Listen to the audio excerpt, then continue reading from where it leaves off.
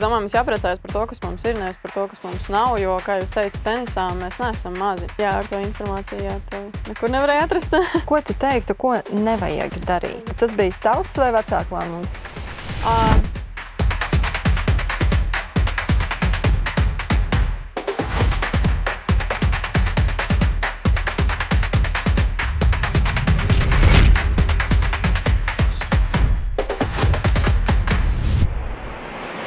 Šodien Sports Streika TV studijā Latvijas tenisiste Daniela Vismane, bijusī Latvijas otrā rakete ar augstāko 56. vietu ITF un 228. vietu VTA vienspēļu rangā.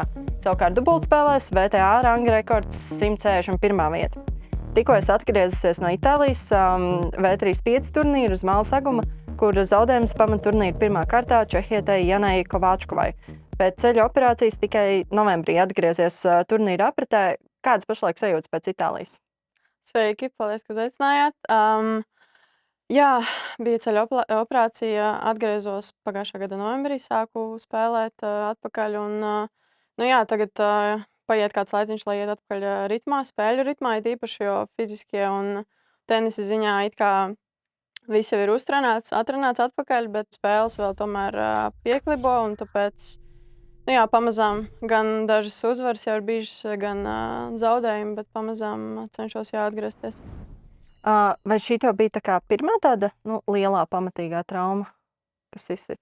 Jā, noteikti, jā. Šī bija tāda ļoti liela. Jā.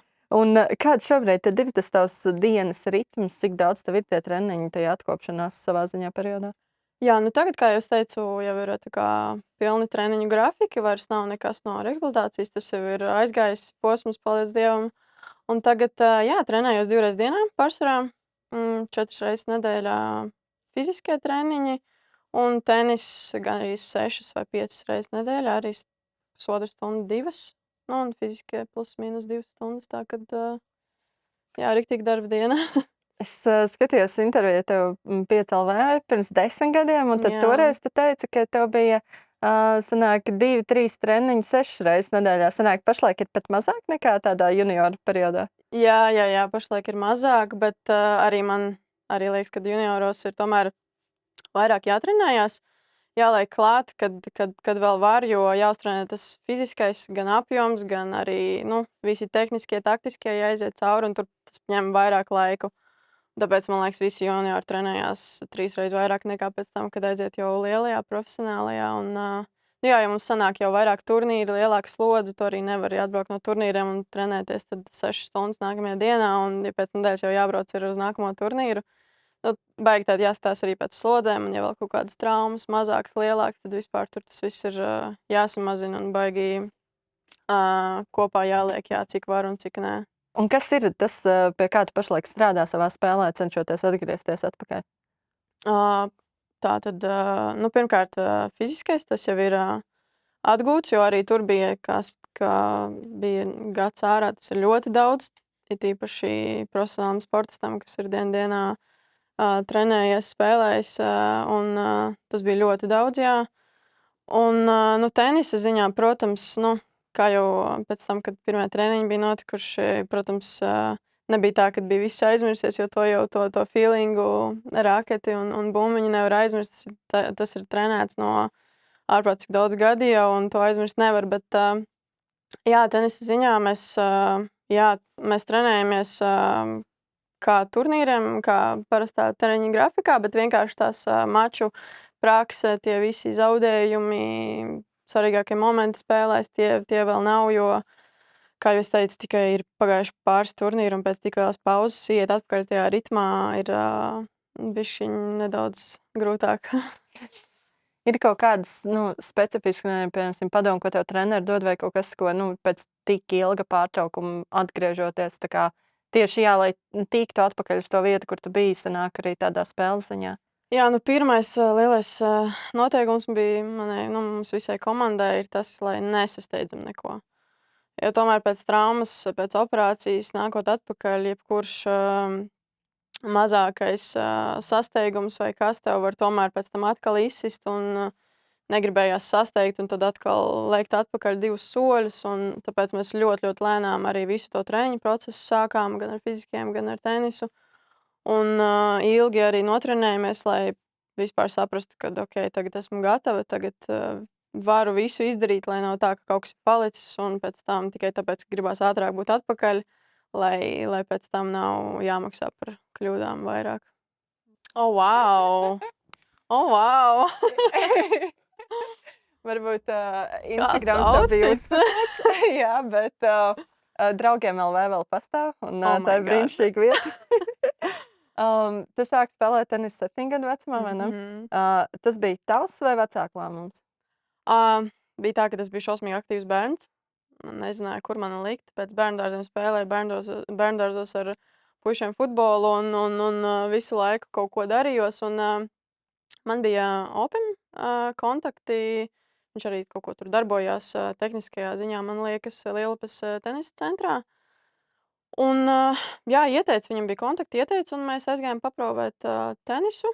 Iepatikās, un jā, pēc tam jau tas bija mans lēmums iet tālāk. Un, nu, bieži vien no sportistu ģimenes izaudzina pēc tam savus sportistu bērnus. Tev ģimenē nav neviens saistīts ar sportu tādā profesionālā līmenī, ja? Nē. Tagad arī esot izgājuši šai sistēmai Latvijā, kas ir varbūt tā vieta, kur tu ieteiktu spērt tos pirmos soļus tenisā? Tieši jūs domājat pie treneriem vai kādos kortos? Gan treneri, gan korti sanāk. Gribu bērnu sūtīt tenisā, kur man sūtīt? Labs jautājums. Es nezinu, bet tagad jau tie paši sākumi, man liekas, ka nav tik ļoti svarīgi. Tā kā, ja tu tomēr ej pie trenera, kas tomēr zina puslīdz tehnisko daļu, raketas turējums, grips un tā tālāk, labais, kreisais, man liekas, tie paši sākumi nav tā kā ļoti paši svarīgākie, jo pēc tam, kad tu attīsties, tu redzi, ka tev ir iekšā, un tad jau tev ir jāsāk meklēt sev apkārt komandu. Tāpēc tie paši sākumi, man liekas, tās pašas grupiņas, ko taisa visi, viņas ir jebkur Jūrmalās, Mārupēs, jebkur. Protams, jāstāsta, vai treneris patīk, kāda ir komunikācija, protams, ko treneris zina, ko nezina. Nu, tādā ziņā, bet man liekas, paši sākumi nav tur jābrauc. Es nezinu, tur uz kaut ko mega super akadēmiju. Un jāsāk jau tur 6 stundas dienā trenēties. Man liekas, ka tas nav pareizi. Bet tā 2-3 treniņi dienā, 6 dienas nedēļā, kurā brīdī ir skola? Kā apvienot jebkādu citu dzīvi? Neapvainojam. Neko neapvainojam. Viss ir pakļauts tenisam. Ar skolu es biju, man liekas, nomainīju 3 skolas līdz 12. klasē. Aizgāju gan online 1 gadu, gan pēc tam aizgāju uz Murjāņiem, kas ir sporta skola. Ļoti palīdzēja, jo tur tiešām varēja sabalansēt gan rīta treniņus, gan vakara un skolu pabeigt tādā ziņā. Bet, jā, nav brīvdienu, nav tusiņu, nav sestdienas vakara ar draugiem. Tas viss nav, jo ir jābūt recovery svētdienai, ir jāatpūšas, lai tas nākamajā nedēļā jau atkal uz strīpas, tev jātrenējās un neatliek laiks, diemžēl.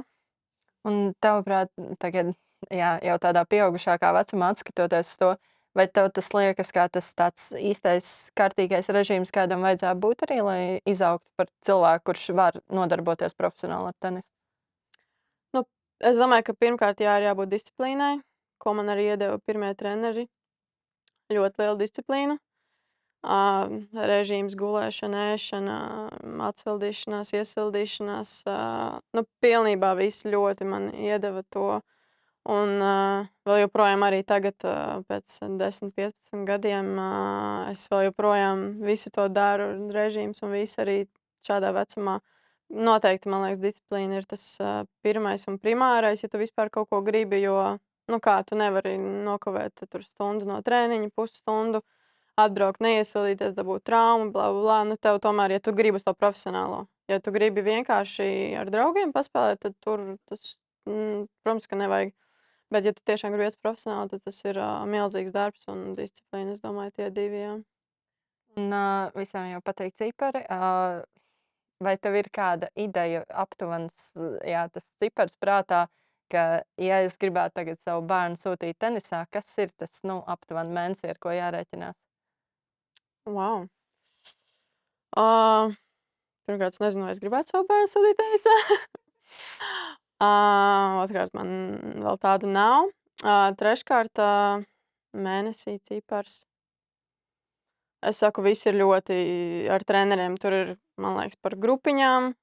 Tur ir arī reižu skaits nedēļās, mēnešos. Tas ir ļoti, man liekas, var būt no dažiem simtiem līdz arī aiziet līdz ļoti augstām tā kā summām. Bet es nemācīšu neko teikt konkrēti, jo man nav bijusi tā kā pieredze. Tagad arī nezinu, kādi skaitļi iet apkārt maziņiem un grupiņās. Tā.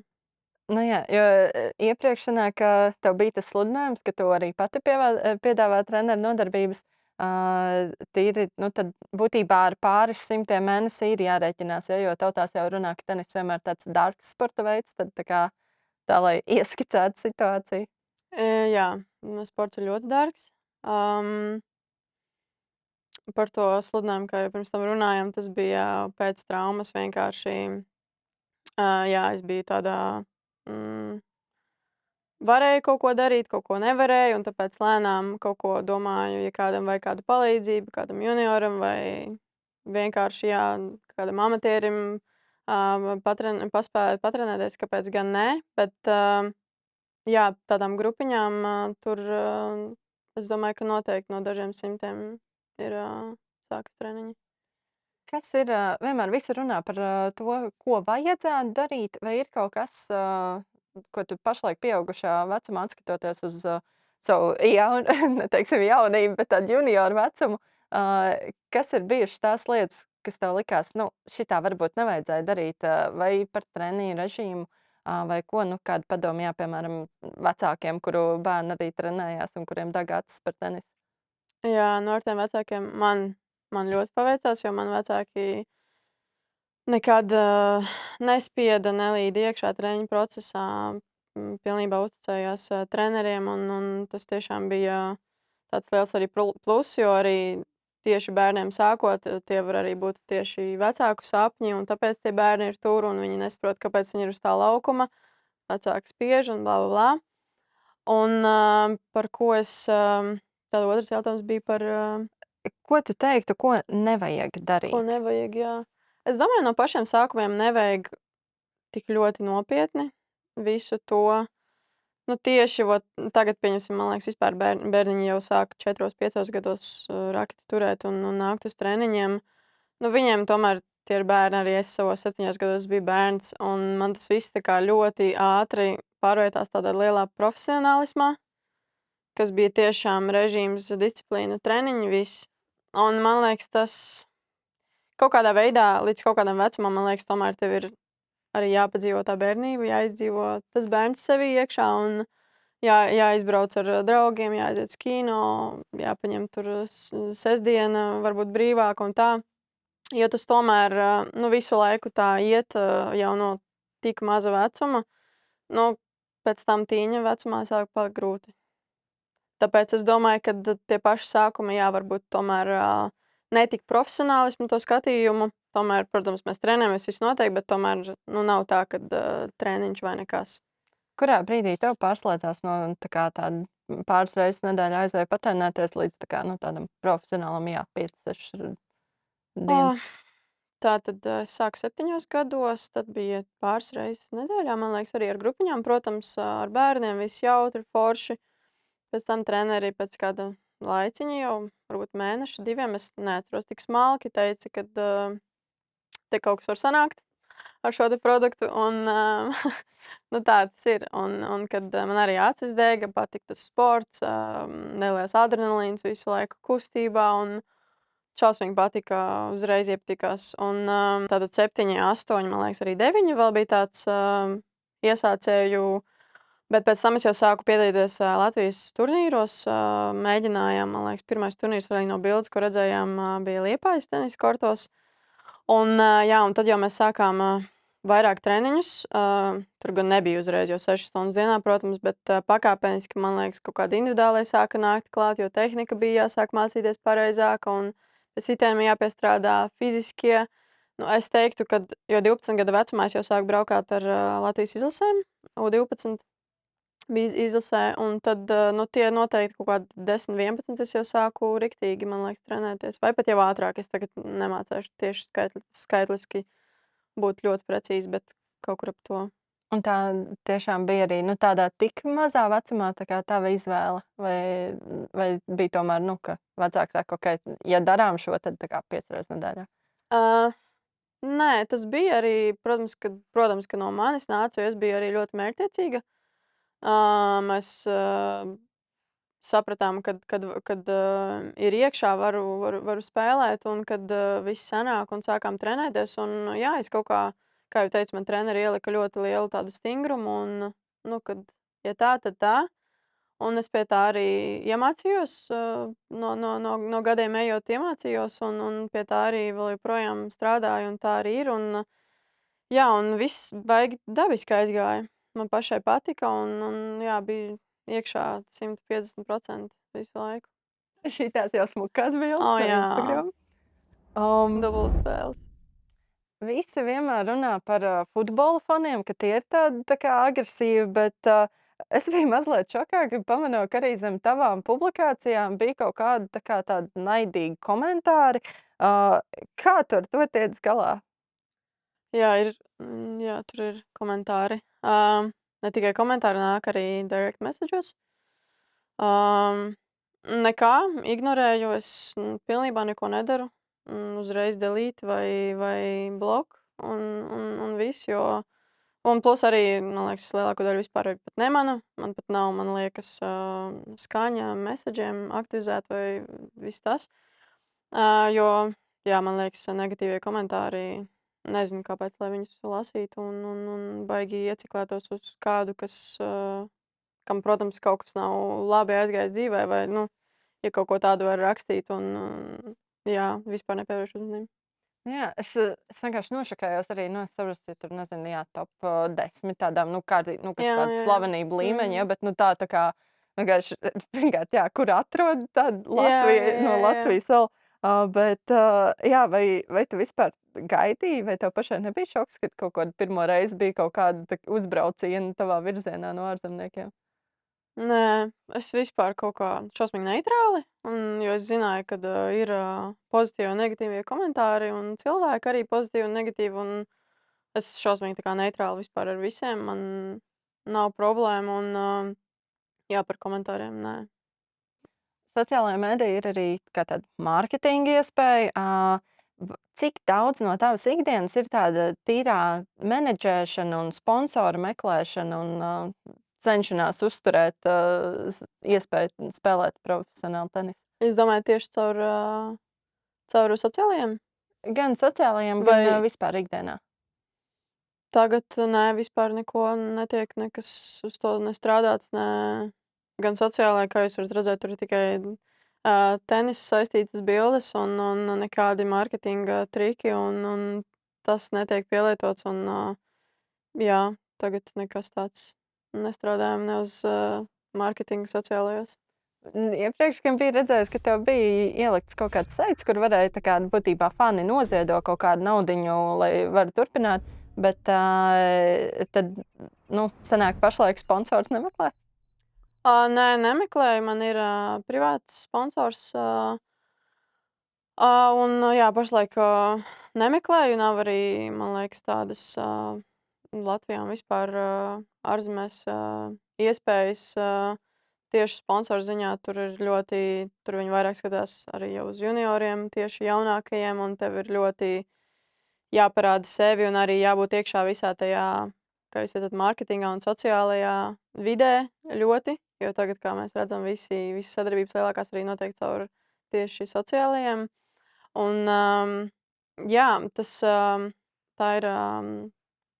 ir profils izveidots to, ja es ar viņiem parakstīju, neatceros, jau pāris gadus atpakaļ, kur, jā, tur ir, pēc būtības, jā, tur tiek, tur tā kā jāsaucās ziedojums, jā, ko liek iekšā, cik tu gribi naudiņas atvēlēt, un tādā ziņā, jā, ir tāds sadarbības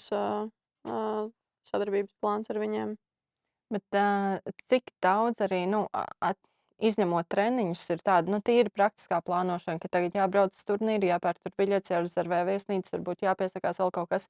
Cik daudz tev ir tāds tīri, neteiksim, asistenta darbs, jo es minēšu, ka tev droši vien nav cilvēks, kurš ar to nodarbojas. Tā kā, cik daudz no tevas ikdienas ir tīri tāda organizatoriskā lieta? Principā viss. Es visu pati gan meklēju, gan lidojumus, gan skatos turnīriem, pieteikšanās, atteikšanās, kad tu tiec klāt, kur tu tiec klāt. Ar treneriem tiek runāts, tagad braukšu, tagad nē, kāda forma, kāda nē. Tas viss jācer mani tiek tā, ka 100%. Un nav tā, ka tas tiešām vienkārši prasa necilvēcīgi daudz laika.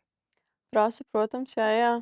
Jā, bet tas ir kaut kā jau, es teikšu, nevis atstrādāts, bet jau jā, tā pati disciplīna, ja, kad es zinu, ka tajās dienās man ir jāzina, kad nāks ārā acceptance liste tiem turnīriem, kur man ir jāpiesakās, kuriem nē, ko mēs šodien, ko mēs rīt. Tas viss katru dienu notiek nemitīgi plānošana. Pirms tiem 10 gadiem tajā 5LV intervijā minēja, ka tās mērķis ir būt top 10. Vai tev ir sajūta, ka vēl to mērķi sapnī ir iespēja piepildīt? Oi, man liekas, ka pirms 10 gadiem visi to saka. Tajā vecumā esot par šī brīža mērķiem un vai top 10 vēl ir mērķis. Par mērķiem, jā. Šī brīža tuvākie mērķi ir, kā es saku, man tagad ir vienkārši laime no debesīm nokritusi pēc operācijas. Nav bijušas tādas sāpes jau būs drīz gads, kas ir pirmais gads vispār, kad nav jālieto zāles nekas un varu trenēties 100% fiziskos visu. Jo pirms tam to nevarēju darīt, bet tik un tā bija rezultāti.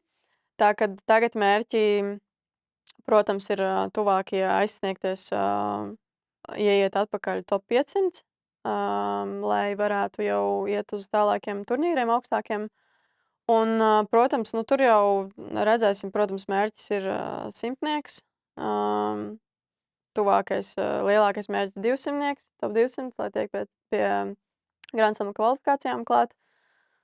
Un, jā, bet man liekas, top 10 tas ir ļoti, ļoti tālu, ko runāt. Un, kā jūs teicat, man liekas, 15 gados tas ir katru bērnu mērķis, ko visi saka. Tāpēc, jā, tagad tuvākie mērķi ir atgūt reitingu punktus, ieiet ritmā un galvenokārt palikt veselai, būt veselai.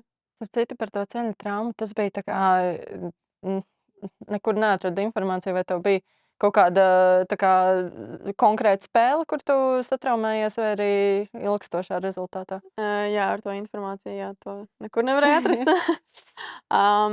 Tā bija iedzimta trauma. Es neieslīgšu detaļās. Iedzimta trauma, es nekur pati nenotraumējos. Tas nebija, ka es tur trenējos ne tā vai kaut ko darīju ne tā. Tā ir iedzimta trauma, ar kuru gados es sadzīvoju, jo man jau sāka parādīties sāpes jau ap junioru vecumu, 15, 16, 14, kad jau sāka slodze parādīties.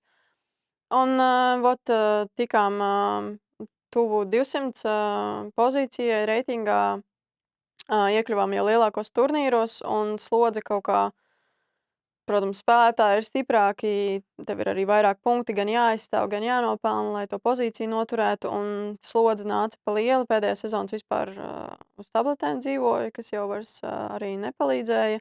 Un, jā, pēdējais, kā teikt, pēdējais, ko mēs varējām šajā situācijā glābt, bija operācija, kas tika veiksmīgi izpildīta. Un tāpēc, jā.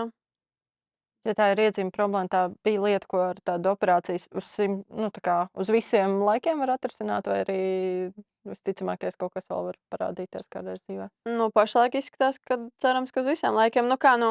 Visi izvairās no operācijas. Man liekas, operācijas pēdējā, ko tu darīsi. Ja tu vari ar fizioterapiju, ar procedūrām, ar kaut kādu pareizu trenēšanos, bla, bla, bla, ko mēs arī darījām, teipošana, viss. Līdz kādam brīdim tas palīdzēja, ar to varēja sadzīvot, kad jau sapratu, ka nevarēju, jo bija tā, ka vai nu es tad beidzu spēlēt, vai es tomēr kaut ko mainu, jo tā es nevarēju vairs turpināt. Un, jā, un tāpēc, operācija, kā jau teicu, bija veiksmīga, paldies Dievam. Un tagad cerams izskatās, ka viss ir 100% arī nākotnē būs labi. Nu, bet to jau, kā saka, to tikai operācijā redz. Tāds varbūt mazliet filozofisks jautājums. Kā tev liekas, vai tenisā vienmēr uzvar tas tā kā fiziski spēcīgākais vai drīzāk tāds mentāli atjautīgākais? Noteikti mentāli. Protams, fiziskais arī ir, kā jau es saku, tu ej augstākā līmenī, nu tev ir jābūt fiziskajam labam, lai tu varētu uzturēt 3 stundu mačus. Nākamajā dienā tev nāk top 200 pretinieks, kuram ir līmenis, serve, viss. Tev ir jābūt fiziskiem, bet svarīgos brīžos viss izsaka mentālais. Noteikti. Un, jā, mentālais, es domāju, noteikti svarīgākais. Tev ir arī kaut kādi specifiski treniņi, kas ir veltīti vairāk jā, kaut kādai tādai mentālai atjautībai vai kā? Es strādāju jau vairākus gadus ar mental coachu. Um, Nestāstīšu, kā mēs sīki smalki, bet jā, strādāju jau ļoti ilgu laiku. Un, protams, mums ir visādi pirms spēles, pēc treniņu grafiku, visādi arī. Un, viņi arī dažkārt atbrauc pastīties kādus mačus vai spēles. Jā, tiek strādāts arī tajā ziņā, jo, kā jau teicu, tas, manuprāt, ir galvenais, kas izšķir pēdējos brīžus tenisā. Tas vispār, man liekas, tā ir superīga lieta, un par to vajadzētu runāt vairāk, jo tieši arī kaut kad Latvijas Olimpiskā komiteja atlētu formā gribēja panākt, lai tā kā cilvēki, sportisti atklātāk sāk runāt par to, ka ir ok izmantot arī, piemēram, sporta psihologus un tieši tādā mentālā ziņā arī atkopties. Bet jā, tieši vēl atgriežoties par tiem topiem, kas tavuprāt ir tas, kas atšķir tādu, atnācu patrenēties no tā, ka, ok, es tiešām arī varu konkurēt un ieiet tajā profesionālajā tenisā un arī noturēties tur. Kas? Kas ir tā galvenā atšķirība? Jā. Noteikti pirmais, es domāju, darbspējas, jo vienmēr smags darbs, kā saka, uzvar talantu.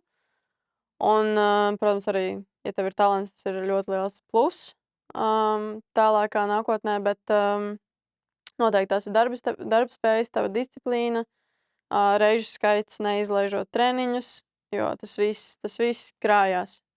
Tas nav tā, ka šonedēļ izlaidu 2, būs labi, nākošais nedēļa neizlaidīšu nevienu. Tas viss krājās, jo kāds tur trenējās katru dienu, kāds tur trenējās katru otro. Nu, pēc tam, ja viņi savā starpā spēlē, es domāju, jūs zinat jau rezultātu. Jo tomēr darbspējas tev ir jābūt, un tev ir jābūt 100% tajā iekšā visā.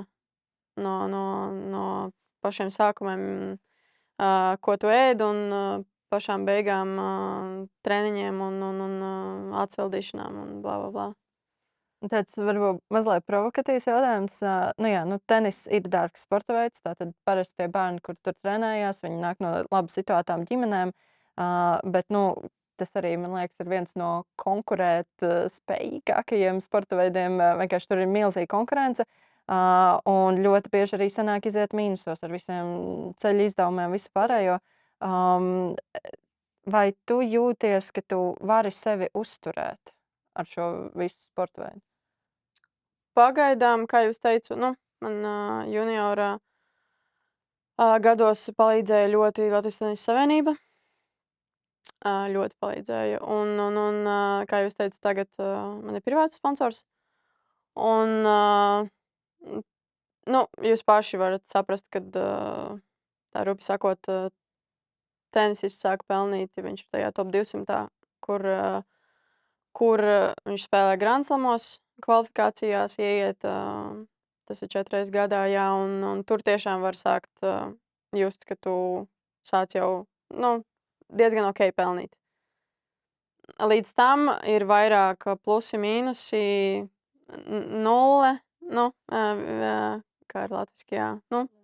Jā, pa nulēm, un protams, tagad ir mīnusi, protams, jo Nu kā, bez punktiem tu kaut kur tiec, kaut kur nē, kaut ko vini, kaut ko nē, un, tagad, protams, kad ir, ļoti grūti. Nu, Nu jā, jo atradu informāciju, ka no Itālijas tajā turnīrā, par to pamatturnīru pirmo kārtu sanāk aptuveni $240. Nu tā pat biļets īpaši nenosedz.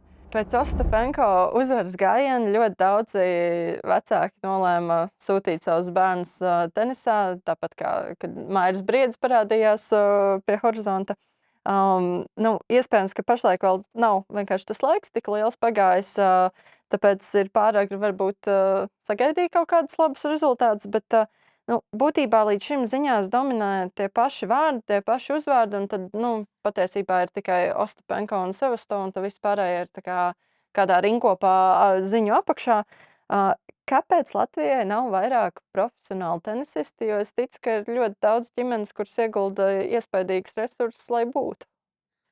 nu labi, jūs sakat, ka nav daudz tenisistu profesionāli, un labi, tomēr, Ostapenko un Sevastova ir tik daudz devusi, nesusi Latvijai.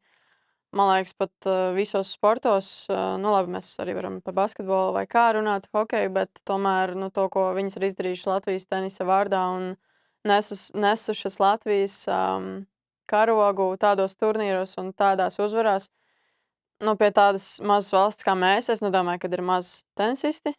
Protams, viņas ir vadošās un pēc tam, kā jau teicāt, nāk pārējās, bet vienkārši tas, ko viņas ir izdarījušas, tas, es nedomāju, ka tuvākajā laikā, 10 gadē tas atkārtosies. Jo, jā, tāpēc es neteiktu, ka tenisa ziņā es neteiktu, ka mēs esam maz, jo mūs ir. Es nezinu, cik tādi ir vispār zem reitingos Latvijas tenisisti, gan puiši, gan meitenes, bet neteiktu, ka maz. Nepiekritīšu. Nu jā, vienkārši, piemēram, ziņās tādos, kas piedalās konstanti un kuri dabū kaut kādus rezultātus, pārsvarā tie uzvārdi ir tie paši. Pagaidām nav īpaši. Jā, jo es saku, jo kaut ko tādu, ko viņas ir izdarījušas, tas ir, mēs kā tenisisti, mēs saprotam, cik daudz tas ir darbs un vispār spēju to izdarīt. Varbūt tie, kas nav tenisisti vai kā, nesaprot, kāpēc nav vēl tur, nezinu, 20 Ostapenko vai Sevastovas, jā. Bet ne jau tieši arī par tik augstiem rezultātiem, bet arī runājot kaut vai par to pašu ziņu sadaļas pēdējā rinkopa, kur ir pāris vārdu uzvārdi, arī tie, kas ir, neteiksim, otrā līmeņa, bet, kas vienkārši nespēja konkurēt ar šiem diviem uzvārdiem, arī tie pārsvarā visu laiku ir tie paši. Nu jā, bet mums viņi ir. Mums ir, es domāju, mums jāpriecājas par to, kas mums ir, nevis par to, kas mums nav, jo, kā jau es teicu, tenisā mēs neesam mazi. Mums nav maz. Mums ir izlases sastāvs, tikko arī meitenes nospēlēja cepuru nost, palika grupā un tikko daudz vispār labas spēlētājas vinēja, kas arī varbūt, kā jūs teicāt, ir otrā plāna spēlētāji, ja, bet tomēr kādu tenisu un sniegumu un varēšanu parādīt, tas es saku, es neteikšu, ka mums ir maz, un es teikšu, ka mums ir pietiekoši, tik cik Latvija, man liekas, varētu, un tik cik mums ir iespējas, mums ir daudz sportistu tenisisti. Ir kāda, varbūt, ko tu pati tenisa aprindās esi dzirdējusi, kas ir tā kā tāda uzlacošā zvaigzne? Vai kaut kas Latvijā? Jā, par ko būtu, kam būtu jāpievērš uzmanība? Es domāju, no mazajiem, jā? Jā. Oi, nē, es saku, es tik ļoti tagad neesmu vispār tajā Latvijas tādā tenisā iekšā, jo tomēr tiek šausmīgi visa enerģija un viss sevis treniņiem un visam atvēlēts, kad jā, par tagad kādiem maziem Latvijas es nemācēšu tādiem teikt uz sitienu, jā, bet mums, man liekas, ka diezgan, kā mums ir izlases pilns un tomēr spēlē brauc, es domāju, ka arī nav slikti. Un savukārt par tām, kas turās topā, vai tev ir kādreiz bijušas sarunas, piemēram, ar Ostapenko, ar Sevastovu kaut kāda tā kā padomi, kā arī, vai viņas kaut kādā veidā mentāli stiprina arī tā kā citas top spēlētājas Latvijā? Nu jā, mēs jau izlasē kopā spēlējām daudzus gadus. Tādas konkrēti padomi varbūt nē. Mēs esam noteikti runājuši ar Anastasiju nedaudz vairāk varbūt par tenisu un tādu mentālo, bet jā, tādu konkrētu padomu nevarēšu tagad tā uz sitienu pateikt. Bet, protams, runājam par visu ko, par tenisu, par netenisu, bet, jā, es domāju, ka viņas noteikti strādā arī mentāli, jo ļoti grūti, nu, es saku, mēs esam uz korta viens un, viens pats un tev ir, jātiek ar savu fizisko, ar garīgo, ar, pretinieku, ar savu pretinieku iekšējo, galā, tāpēc ir ļoti grūti, un es domāju, kad, ja ir iespējams, kāpēc gan, jā, nestrādāt ar mentālo treneri arī. Vai tev ir sajūta, ka tas, ka mums ir šīs divas, varbūt, nu jā, tādas izteiksmīgākās zvaigznes Latvijas tenisā, vai tas vairāk tā kā liek gribēt konkurēt, tā vairāk arī nu, izsisties, ka pierāda, ka arī mēs to varam izdarīt, vai arī tieši otrādi piešķir kaut kādu papildus spiedienu, ka nu, sava lielāka baila censties? Nē, es nezinu, tas ir kāda ir mentalitāte, kā kuram, bet, noteikti manā gadījumā tas ir, kad, protams, nu, mums ir, es saku, tādas zvaigznes, no Latvijas un ja viņas var, tad mēs citi spēlētāji, sportisti, mēs arī kaut ko varam, jo tie paši treniņi, viss tas pats, protams, kā jau es teicu, tur ir, ar ko tu trenējies, cik daudz, tas ir katram individuāli un katram savs ceļš, katram savs, plāns, bet, protams, tas dod motivāciju tikai, nu, vismaz manā ziņā. Es nemāku ne par vienu citu neko teikt, bet, noteikti tas ir tikai motivācija, kad, arī no Latvijas var. Tenis ir ļoti individuāls sporta veids. Cik bieži tev esot šajā ceļā un tā jūties nu, vientuļi atraut no ģimenes un visa pārējā? Jā, vēl tik jaunai meitenei arī. Jā, nu, kā jau es teicu, jā, es jau ceļot sāku, man liekas, tā riktīgi jau 12, 13 gados, un pats sākums bija ļoti grūts, jo es biju tāds riktīgs mājas bērns, vecāki un nu jā, ļoti pietrūka no sākuma, tīpaši mājas, arī draugi iegūtie un bija grūti, un tad, ar laiku, jā, tika, kā teikt, pārkāpts pāri un tomēr pārvarēts, un tad, un tagad jau tas ir, tā ir ikdiena, nu, tas ir darbs, jābrauc šonadēļ tur un tur, jābūt tur un tur vienai, jā. Jā, nu tā jādara. Kā izstāsta tavu dzīvi šādā turnīru laikā? Turnīru diena, jā? Nu, pieceļos, brokastis, laika ziņā skatos, kad ir spēle, tad ir, iesildīšanās, tas ir džims vai ārpusē vai jebkur iesildīšanās. Tad ir, pat izsildīšanās uz laukuma ar kādu no spēlētājiem vai treneri, un tad ir spēle, gaida spēli. Nospēlēju, recovery, stiepšanās, atsildīšanās, pusdienas vai vakariņas, atšķirībā, kurā laikā ir bijusi spēle, un, nu, tas arī viss ļoti vientuļi, ļoti neinteresanti, ļoti viendabīgi, vispār nekā jauna un, jā, ļoti vienkārši. It kā ļoti glamūrīgi katru mēnesi kaut kur Jā.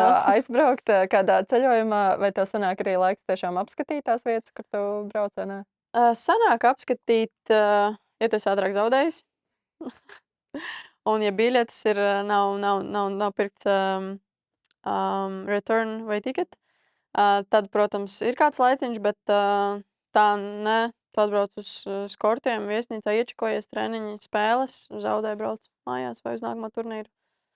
Tāpēc, jā, baigi nē. Vai ir kāds turnīrs vai vieta, kas tev ir īpaši palikusi atmiņā? Mm, nu man, protams, Wimbledons, kuras arī spēlēju savu pirmo Grand Slamu pieaugušo kvalifikāciju. Es domāju, ka tā vienmēr būs, tuvu sirdī. Protams, arī visi juniori Grand Slami, ko esmu spēlējusi, ļoti patika arī Austrālijā. Tur man bija, man liekas, labākie rezultāti ceturtdaļfināls. Jā, es domāju, ka noteikti tie ir spilgtākie un lielākie. Un vai ir arī kādi citi sporta veidi, kam tu sako brīvajā laikā līdzi? Nedaudz hokejam sāku sekot, um, bet ne tik ļoti, jo es cenšos atslēgties no tā sporta arī, jo visu laiku tomēr tu esi uz tā sporta ar sporta cilvēkiem. Protams, tiek runāts sports arī ikdienā, un ir diezgan grūti arī, kad ja tu arī brīvajā laikā tikai par sportu domā un skaties. Tāpēc cenšos nedaudz atslēgties. Tāpat tenisa mačus īpaši neskaties? Kaut ko skatos, bet ne tā, ka man tur ir režīms, ka šodien jānoskatās tas un tas. Nē, kaut kādus highlights noteikti no kaut kādiem lielajiem masters vai lieliem turnīriem paskatos, protams. Jā, bet tā, ka katru dienu tur analizēt visas spēles, nē. Kas ir varbūt tie veidi, kā tu centies atslēgties no sporta? Man patīk filmas skatīties ļoti, eju uz kino, arī atslēdzos ar ģimeni, aizbraucu uz lauku mājām pie dabas un arī ļoti vienkāršas lietas aizēju šopingā kādā nelielā un kaut ko, kas atslēdz tiešām, kas nav vispār ar sportu saistīts, arī kādas sejas procedūras, kaut ko sevis, kā teikt, atslābinošiem, masāžas un vienkāršas lietas, nekas. Kas ir, skatoties nākotnē, kas ir tādi varbūt tie tavi tuvākie mērķi, ko tu gribētu sasniegt pašlaik Latvijas tenisā un pati priekš sevis? Pati priekš sevis, kā jau es teicu, atgūt atpakaļ reitingu, ar tādu, kur es varu jau turnīriem pieteikties, jo tagad es izmantoju lielākoties manu special ranking, kas ir kombinētais, mums tādu dod, lai pieņemsim, ka tu esi ārā pēc traumas, lai tu varētu pieteikties kādiem turnīriem un tikt iekšā spēlēt. Noteikti atgūt reitingu, tuvākie mērķi, kā jau es teicu, top 500. Nezinu, šogad vai nākošgad, ja izdosies, un kad izdosies, bet tie ir tādi tuvākie, un iet atpakaļ spēļu ritmā un krāt punktus atpakaļ. Tas sanāk, ka tev nav augstākā izglītība nekāda pašlaik, ja? Nē, pašlaik ne. Jā, un vai tu esi domājusi, ko darīt tā kā pēc tā profesionālā sporta?